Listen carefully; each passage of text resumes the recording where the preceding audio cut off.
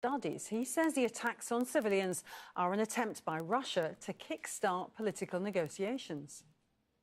This region was part of the de-escalation agreement which has been agreed by the trio, Russia, Turkey and Iran, in the Astana process.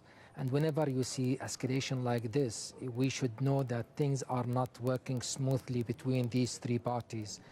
In recent weeks, actually, we have been seeing sort of tension in the relationship between Turkey and Russia on two things. Number one is the Sochi conference, which the Russians are desperately seeking to have by the end of this month. They want actually the Syrian opposition to attend the Sochi conference.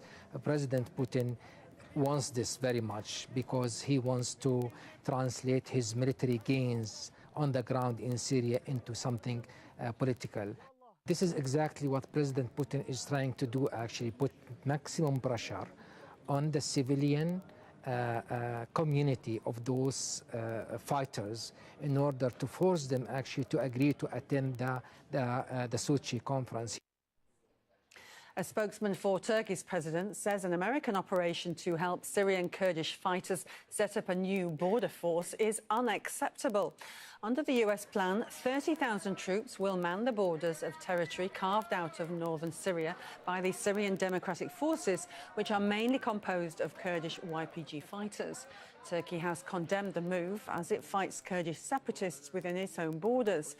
Turkish forces have repeatedly threatened to capture areas under Kurdish control under warning of an imminent attack on the Syrian city of Afrin. Well, let's go now back to Sinan Kasioglu, who is live for us in Antakya on the Turkish-Syrian border. What exactly are these border forces going to be used for? What kind of area are they going to be stationed? And why is the US backing them? Well, Sarah, Sue, the U.S. planning to station these troops to Turkey, Iraq and Syria-Iraq border. According to the U.S. perspective, these forces will be stationed for providing security and stopping the infiltration of the radical groups to the area. So this is the U.S. plan, and they are planning to use SDF forces among these forces. But of course, this is not welcomed by Turkey, because Turkey claims that the YPG, the Syrian Kurdish Fighters Group, are an offshoot of the PKK, the Kurdistan Workers' Party. And not only Turkey, but also the US and the EU have listed the PKK as a terrorist organization. So mainly I can say that Turkey sees this situation as a national threat to its border security and territorial integrity. And the Turkish president, or at least his spokesman, has responded not very favourably. Can you give us a bit more information about that? Well, yes, as I said, Turkey sees it as a national security issue because Turkey has been fighting against PKK for 37 years. So almost 40,000 people have died in this 37-year-old conflict in Turkey, both from the Turkish and Kurdish side. And Turkey believes that by this move, the United States is trying to legitimize PKK over SDF and security forces and transform it into an official army.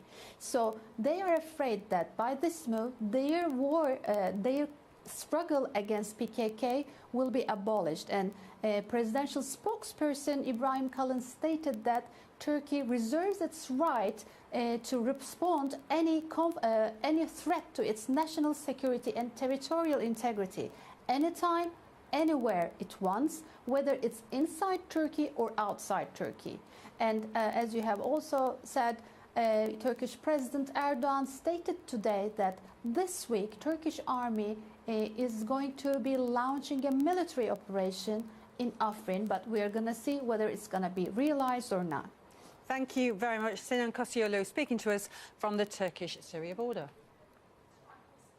Several people are in hospital after a suspected chemical attack in the rebel-held area of eastern Ghouta.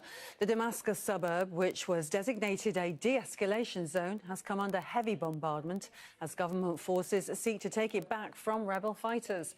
Aid workers at the scene say the victims are being treated for suffocation from what they suspect is chlorine gas.